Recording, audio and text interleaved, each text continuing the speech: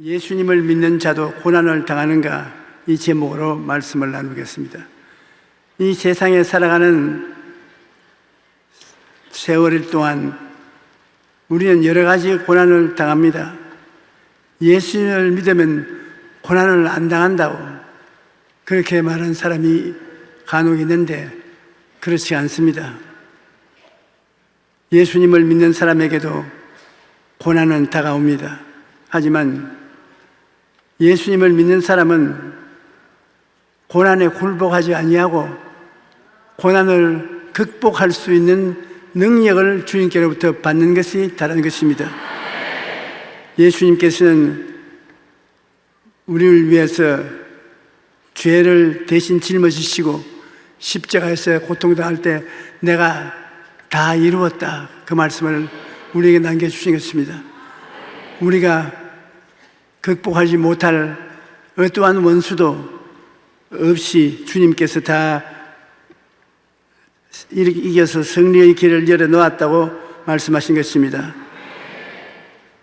주님, 우리 대신 짐을 지시고 십자가에서 죽으신 예수님은 우리에게 사랑과 은혜를 주셔서 모든 환경의 고난을 극복할 수 있게 만들어 주시는 것입니다.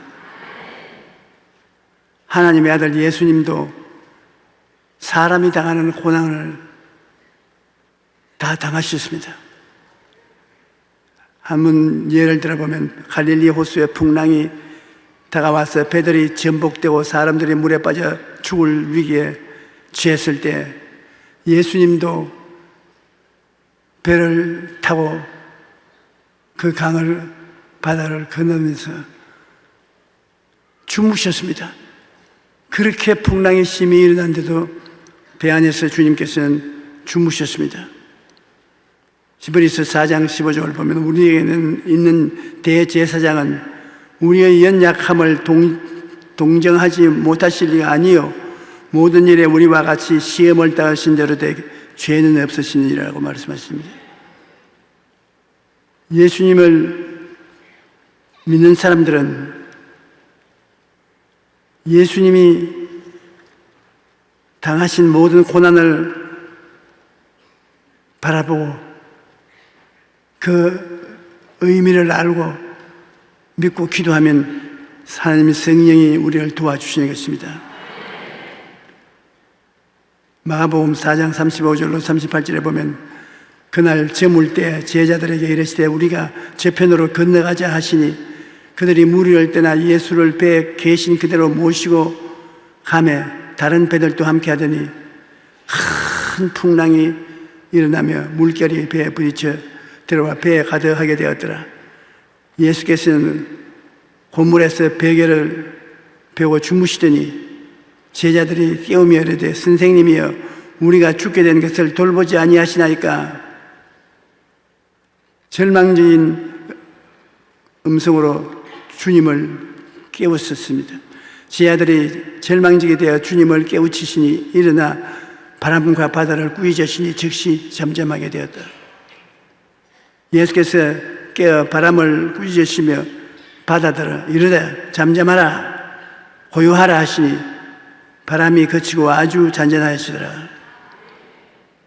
예수님은 제자들과 함께 풍랑을 당하나 다스리시는 권세를 가지고 계셨습니다. 그들이 심히 두려워하여 서로 말하되 그가 누구이기에 바람과 바다도 순종하는가 하셨더라. 우리는 예수님께서 마귀를 다스리시고 우리 주변에 있는 여러 가지 우리를 도둑질하고 죽이고 멸망시키는 원수들을 다스려 주시지 바람과 바다를 다스린다고는 생각 안 했습니다.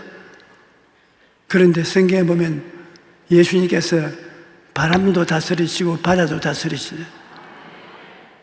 하늘과 땅과 세계와 그 가운데 있는 모든 것을 다 주님은 다스린 것을 알 수 있습니다. 고난을 극복하는 데는 그리스도 십자가의 은혜를 의지해야 되는 것입니다. 예수 믿는 사람도 고난을 당하나 골고다 십자가의 은혜를 믿으면 환경을 믿음으로 다스릴 수가 있습니다. 그가 시험을 받아 고난을 당하였은즉 시험받는 자들을 능히 도우실 수 있다고 성경에 말하고 있는 것입니다. 고난이 우리에게 다가올 때 우리는 그 고난을 피하려고 하지는 않습니다. 고난을 올라타야 됩니다. 고난은 우리의 수레인 것입니다. 고난이 우리를 태우고 고난에서 고난으로 이끌어가는 것입니다. 그러다가 때가 오면은 그 고난이 순식간에 큰 축복으로 변화되어 버린 것입니다. 하나님의 약속을 받아서 우리가 큰 기쁨으로 살 때 고난이 다가옵니다. 주님, 왜 고난을 주십니까? 내가 나쁜 일도 안 했는데 이 고난을 멀리하게 해 주시옵소서. 그러면 주님이 말씀하십니다. 이 고난이 네가 꿈꾸고 있는 영광에 도달하는 시발점이다. 고난이 있어야 너의 운명이 출발하여 성공으로 가는 길에 있다. 여러분, 야곱의 아들 요셉,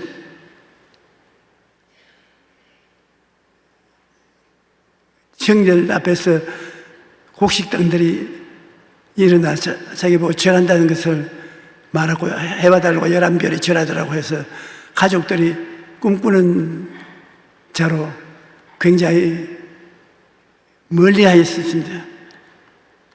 그러나 요셉은 그 꿈을 믿고 있었습니다. 그 꿈이 황금수레를 타고 도달했으면 좋겠는데 그 꿈을 꾸고 난 다음부터 고난이 다가왔습니다. 형들에게 붙잡혀서 마른 우물에 던져져서 죽게 된 고난의 출발로 행상들을 물론 팔러 애굽으로 가는데 종으로 팔아먹어버리고 종으로 애굽의 보디발의 집에 들어가서 있어 고난 중에 사는데 보디발의 아내의 유혹을 뿌리쳐서 그 다음 문제가 되어 더 큰 고난인 시위대들 감옥에 들어갔습니다. 보통 사람 같으면 내 팔자가 왜 이러냐? 내가 하나님 꿈을 꾸고 약속을 받은 사람이 영광에서 영광으로 가는 것이 아니라 고난에서 고난으로 가는 게 웬일이냐? 알고 보면 고난이 영광으로 가는 수레인 것입니다. 고난이 와야 돼요. 여러분, 큰 꿈을 가지고 있는데 편안하게만 하면 발전 안 합니다. 큰 꿈을 가지고 있는데 정반대로 고난이 다가와서 이 길로 가다가는 망하지 않겠나 싶을 때 출발이구나, 그렇게 알아야 되는 것입니다. 그래서 한 고난 지나면 또 다른 고난이 다가오고 다른 고난이 지나면 또 다른 고난이 다가오고 요셉은 종으로 팔린 그가 나중에는 시위대들 감옥에 종신형을 받고 들어가 있습니다. 그게 들어가면 나오지 못합니다. 이거 하나님의 축복의 꿈을 가지는데 실제 생활은 버림받은 상태였습니다. 그러나 거기에 들어갔기 때문에 떡장관, 술장관 만나고 꿈 해석해주고 그것이 바로의 귀에 들려있었는데 바로가 꿈꾸어서 꿈을 알려고 할 때 요셉이 그 꿈을 해석해주고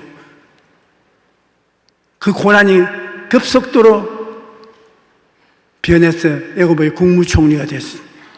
영광에 도달했습니다. 형들이 와서 누군지 모르고 절하고 도움을 구하는 것입니다. 그렇기 때문에 여러분, 좋은 일만 좋은 것이 아니라 고난이 좋은 일이 일어나는 곳으로 이끌어가는 것입니다.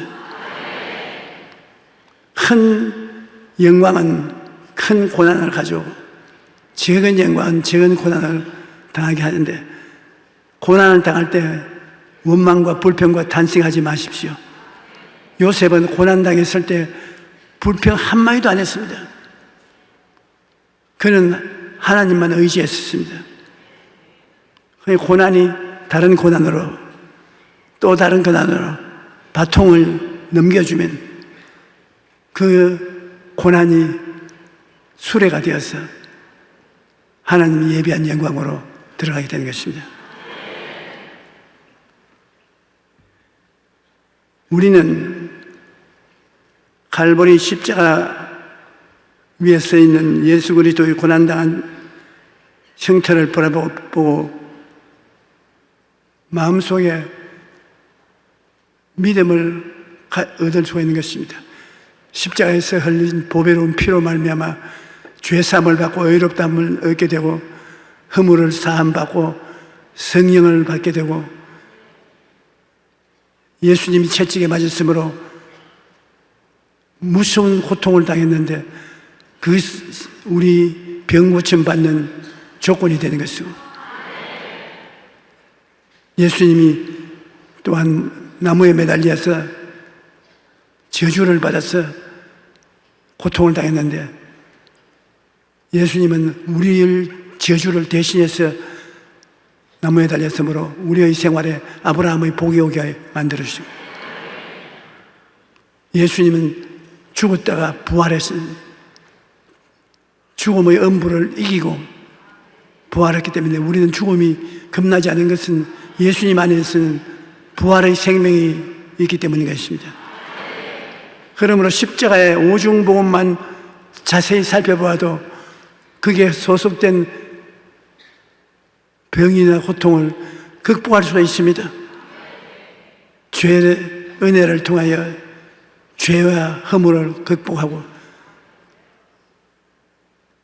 예수님이 채찍에 맞으신 그 공로를 우리가 믿고 받아들여서 병을 정복해버리고 가난과 저주를 예수님 십자가에 매달린 은혜를 받아서 이기고, 죽을 때도 예수님이 부활하신 것을 믿음으로 우리도 예수님 같이 낙원에 들어가는 것입니다. 어떠한 고통이 다가오더라도 예수님이 다 이제 정복해 놓은 것입니다. 우리가 고통을 당하면 우리 귀에 대고 말씀하는 것입니다. 내가 다 이루었다. 나를 바라보지, 그 고통을 바라보지 마라. 내가 다 이루어 놓았다. 나를 보면 내가 너에게 은혜와 축복을 주어서 넉넉히 이기게 해주겠다. 그러므로 고난을 극복하는 것은 십자가의 은혜인 것입니다.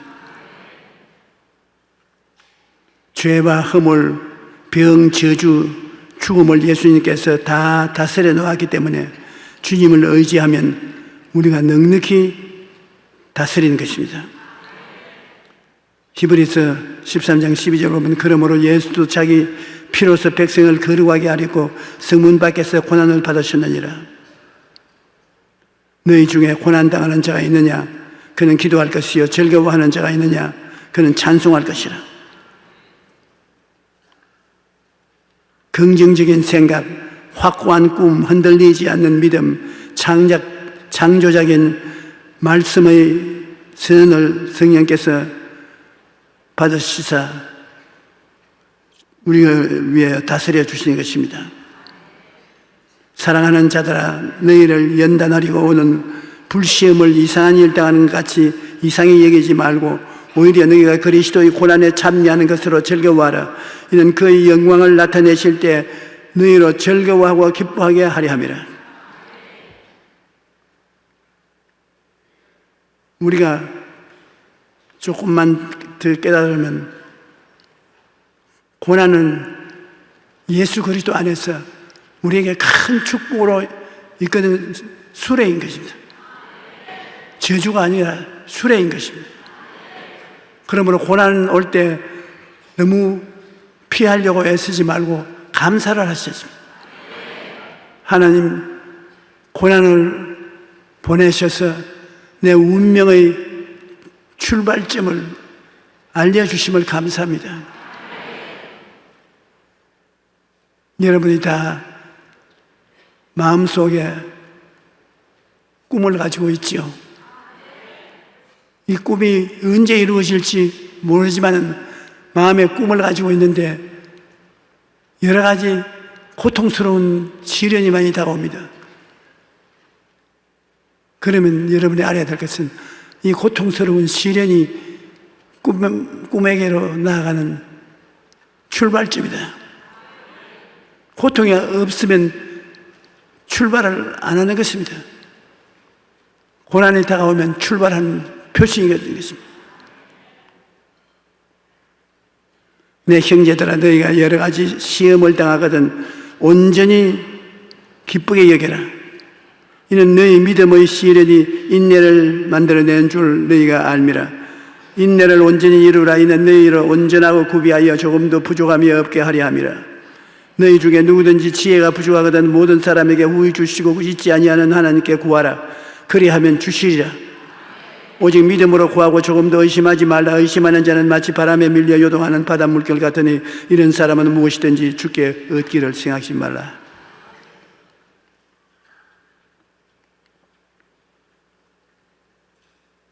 우리가 고난 당하는 것은 하나님이 약속해 주신 언약을 이루기 위한 출발점입니다. 성경에 보면 우리를 질그릇으로 표현한 때가 있습니다. 그리고 예수님은 질그릇에 담긴 황금 보화고요. 우리 몸이 질그릇이면 예수님은 보배인 것입니다. 우리가 이 보배를 질그릇에 가졌으니, 이 질그릇에 예수님을 모시고 있으니 이는 심히 큰 능력은 하나님께 있고 우리에게 있지 아니함을 알게 하려 함이로다. 우리가 사방으로 우겨 삼을 당하여도 쌓이지 아니하면, 우리를 도역질하고 멸망시키려고 원수들이 사방으로 우겨 사도 우리만 있는 줄 알았는데, 우리 속을 들여다보니까 예수님이 들어 앉아 계십니다. 기절초풍을 할 지경입니다. 우리가 사방으로 옮겨 삼을 당하여도 쌓이지 아니하고 답답한 일을 당하여도 낙심하지 아니하며, 답답한 일이 많이 있죠. 그러나 처음과 시작이요 나중과 끝이 되시는 예수님이 계시기 때문에 늘 답답하지 않습니다. 다 환한 곳으로 곧장 인도해 내주시기 때문인 것입니다. 박해를 받아도 버림받지 아니하며, 사람들에게 박해를 당해도 마음에 버림받지 아니한 것은 예수님이 우리의 주가 되어 있기 때문인 것입니다. 거꾸로 떨림을 당하여도 망하지 아니하고 완전히 넘어뜨려도 안 망한다는 것입니다.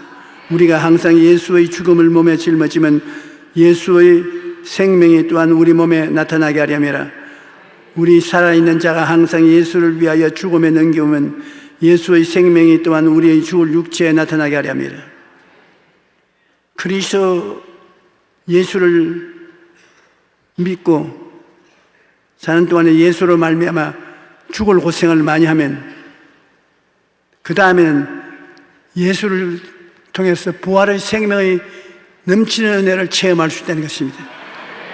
예수 죽음을 내가 받아들이고 의지하면 예수의 부활도 내게 다가와서 나에게 채워주는 것입니다. 그러므로 환난이나 공고나 적신이나 기근이나 칼이랴, 이 모든 일에 우리를 사랑하는 예수님을 위해 넉넉히 이기나니라. 이 세상에 살면서 예수님을 죽인 세상에 마귀의 도구가 어디든지 많이 있는 것입니다. 예수 죽인 것을 우리가 당하게 되면 예수님은 살아있는 생명의 역사가 그 뒤를 따라서 우리에게 온다는 것입니다. 예수 죽음 내 죽음이 되면 예수 부활 내 부활이 된다는 것입니다. 예수님과 우리는 하나가 되어 있으므로 놀라운 체험을 그리스도 안에서 할 수 있게 되는 것입니다. 풍성한 열매를 가지려면 그 조건을 구비해야 되는 것을 우리가 잘 압니다. 사과나무가 무조건 사과를 열매 맺지 않습니다. 나무가 열매를 맺으려면 여러 가지 조건이 필요합니다. 적당한 햇빛도 있어야 하고, 적당한 비도 내려야 하고, 온도도 적당히 해야 됩니다. 또 병충해의 해도 입지 않아야 합니다. 이러한 조건들이 충족되면 나무의 열매가 풍성하게 열리는 것입니다. 마찬가지로 하나님의 자녀라고 저절로 열매 맺는 것이 아닙니다. 우리의 삶에 풍성한 열매를 맺으려면 긍정적인 생각을 해야 되고, 확고한 꿈을 마음속에 가지셔야 되고, 흔들리지 않는 믿음을 가져야 되고, 긍정적이고 적극적이고 창조적인 선언도 할 줄 알아야 되겠습니다. 우리가 성령께서 같이 일하시기 위해서는 긍정적인 생각이 있어야 성령께서 그 속에 들어갈 수 있을 수 있거든요. 꿈꾸는 사람이야 성령이 와서 같이 꿈을 꾸어주세요. 믿음을 가져야 눈에는 아무 증거 안 보이고 귀에는 소리 안 들리고 손에는 잡히는 게 없어도 믿으면 성령이 와서 같이 역사해 주시고, 없는 것을 있는 것으로 선언해 주면 내 믿은 대로 될지어다 말을 이루어지게 해 주시는 것입니다. 우리가 하나님의 뜻을 따라서 살면은 부정적인 것을 긍정적으로 바꿀 수 있는 지혜와 총명을 얻게 되는 것입니다. 일본 저 북쪽에 사과단지가 있습니다. 그런데 금년에처럼 비가 많이 와서 사과가 다 떨어졌어요. 모든 농부들이 발을 뻗고 통곡을 했습니다. 1년 농사가 파도가 치는 나쁜 기운 때문에 망해. 이제는 뭘 먹고 어떻게 사냐. 주님을 잘 믿는 농부 한 사람이 역시 사과 같아 사과 다 떨어졌습니다. 그런데 그는 하나님 모든 것이 합력하여 선을 이룬다고 했는데 1년에 농사지은 사과 열매가 다 땅에 떨어져도 이것도 합동하여 선을 이룹니까? 마음속에 성령이 말하기를 이루고 말고, 우리는 알 수가 없는데 왜 하나님은 모르게 이루어 줍니까? 너희 지혜가 모자라니까 설명을 해도 못 알아듣잖아요. 모든 것이 합동하여 뭐 어떻게 된다고? 선을 이룬다. 그러다 기도하는데 머리에 지혜가 들어왔어. 이렇게 큰 폭풍우가 불어와서 사과가 다 떨어졌어도 그 중에 안 떨어지고도 매달려 있는 사과가 있단 말입니다. 그래 날이 맑아지자 안 떨어진 열매를 거두기 시작했습니다. 그런데 그 때가 뭐냐면 대학 입시 시절이에요. 부모들이 자식들이 합격을 위해서 밤잠을 안 자고 고생을 하는데 이 사람은 아이디어가 생겼어요. 바람이 불어도 안 떨어지는 사과.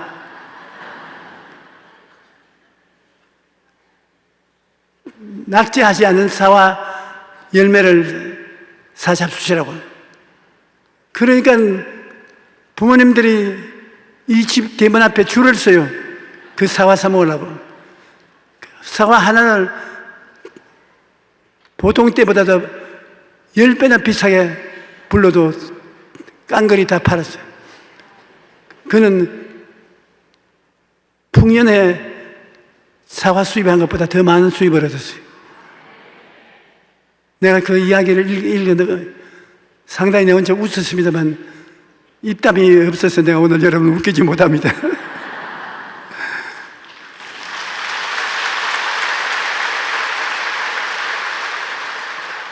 우리가 알지 못하는 것을 하나님이 이끌어 주시기 때문에 바보 같은 생각이라도 하나님 손에 들어가면 천재 같은 지혜가 되는 것입니다. 하나님께서는 믿음이 없는 사람들과는 일하지 않으십니다. 마가복음 5장에 보면 예수님께서 회당장 야이로의 딸을 죽음에서 살리신 사건이 기록되어 있습니다. 그런데 그때 예수님의 말을 믿지 않고 비웃는 사람들이 있었는데 예수님께서는 그들을 다 내보내신 후에 그 부모와 제자들만 데리고 방으로 들어갔습니다. 마가복음 5장 38절로 41절에 회당장의 집에 함께 가서 떼드는 것과 사람들이 울며 심히 통곡하는 것을 보고 들어가서 그들에게 이르되 너희가 어찌하여 떠들어 우느냐 이 아이가 죽은 것이 아니라 잔다 하니 사람들이 비웃던 예수께서 그들을 다 내보내신 후에 아이의 부모와 또 자기와 함께한 자들을 데리고 아이 있는 곳에 들어가서 그 아이 손을 잡고 일으키면서 달리다금 하시니 번역하면 곧 내가 네게 말하니 소녀야 일어나라 하심이라. 그러므로 주님께서 역사하실 것을 굳게 믿고 나아갈 때 성령께서 그 믿음 안에서 역사하는 것입니다. 믿음을 갖지 않은 곳에는 하나님의 성령께서 역사하지 않는 것입니다. 우리는 믿어야 되는 것입니다. 이 땅에서의 고난은 우리가 장차 받게 될 영광과 비교조차 되지 않습니다. 그러므로 아무리 상황이 어렵고 힘들지라도 낙심해서는 안 됩니다. 고린도후서 4장 16절 18절에 그러므로 우리가 낙심하지 아니하니 우리의 그 사람은 낡아지니 우리의 속 사람은 날로 새로워지도다. 우리가 잠시 받는 환난에 경한 것이 지극히 크고 영원한 영광의 중요한 것을 우리에게 이루게 함이니 우리가 주목하는 것은 보이는 것이 아니요 보이지 않은 것이니 보이는 것은 잠깐이요 보이지 않은 것은 영원함이라. 환난이 다가와도 우리가 환난을 바라보고 낙심하면 안 되는 것입니다. 환난은 영광으로 나아가는 길 안내자가 되는 것입니다. 시편 119편 67절을 보면 고난 당하기 전에는 내가 그릇 행하였더니 이제는 주의 말씀을 지키나이다. 고난 당하는 것이 내게 유익이라. 이로 말미암아 내가 주의 율례를 배우게 되었습니다. 잠언서 17장 3절에는 도가니는 은을 풀무는 금을 연단하거니와 야훼는 마음을 연단하신다고 말씀하셨습니다. 고난은 우리의 원수가 아니라 예수님께서 사용하셔서 우리들을 교육시키는 수단이 되는 것입니다. 고난이 우리를 깨뜨려서 순종과 믿음의 삶을 살게 합니다. 그리고 주님에 대한 믿음이 자라게 하는 것입니다. 고난이 다가오면 비로소 하나님을 찾는 기도를 하게 하고 주님 옆에 무릎을 꿇는 변화가 다가오게 되는 것입니다. 우리가 꿈이 없는 사람은 고난도 필요 없습니다만 꿈이 있는 사람은 고난이 다가오면 육상 경기를 할 때 준비 후루루 뛰는 것처럼 고난이 그 호루라기인 것입니다. 우리가 여러 가지 고난을 당합니다. 그 고난 하나하나가 예수님 안에 있으면 예수님이 다 여러분에게 유익이 되도록 만들어주는 것입니다. 그러므로 하나님을 사랑하는 자, 곧 그 뜻대로 부르심을 입은 자들에게는 모든 것이 합력하여 선을 이루나니 그것을 생각해야 되는 것입니다. 그것을 꿈꿔야 되는 것입니다. 그것을 믿어야 되는 것입니다. 그것을 입으로 시인해야 되는 것입니다. 4차원의 영성이 바로 그것인 것입니다. 여러분, 생각과 꿈과 믿음과 입술의 고백이 여러분의 인생을 만들어가는 것입니다. 하나님이 우리를 불러서 예수 믿고 구원받게 해주셨어도 이 인생을 만들어지는 법칙을 따라서 우리가 살아야 하나님이 성령이 함께 역사하는 것입니다. 마귀가 찾아와서 여러분에게 고통을 가져오면 곧장 그 뒤에 보혜사 성령이 따라와서 그 고통을 우리가 타고 가는 수레로 만들어버리는 것입니다. 우리를 두고서 마귀와 성령께서는 늘 실험을 하는 것입니다. 마귀가 우리를 붙잡아서 이제는 죽이겠다고 생각하면 성령이 그 뒤를 따라와서 성공의 깃발이 휘날리게 만들어주는 것입니다. 환난이나 공고나 핍박이나 적신이나 위험이나 칼이랴 이 모든 일에 우리를 사랑하시는 이로 말미암아 우리가 넉넉히 이기나니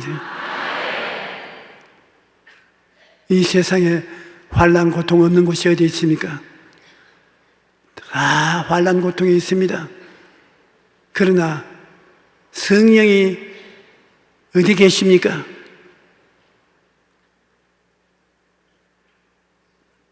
긍정적인 생각을 하는 곳에 계신 것입니다. 소원을 갖고 꿈을 꾸고 있는 사람에게 성령이 같이 하신 것입니다. 믿음에 성령이 같이 와 계시고 입술로 고백하는데 성령이 함께 역사하는 것입니다. 그러면 우리 예수를 믿는 사람은 항상 도적질하고 죽이고 멸망시키려고 귀신이 와서 역사하지만 그 뒤를 성령께서 따라와서 만사가 합동하여 선의를 이루도록 역사해 주는 것입니다. 그러므로 우리는 환난과 공고나 시련 당했을 때 낙심하지 말고 하나님께서 그 고난을 통해서 성공을 갖다 주는 것을 알고 믿고 감사드리게 되시기 바랍니다.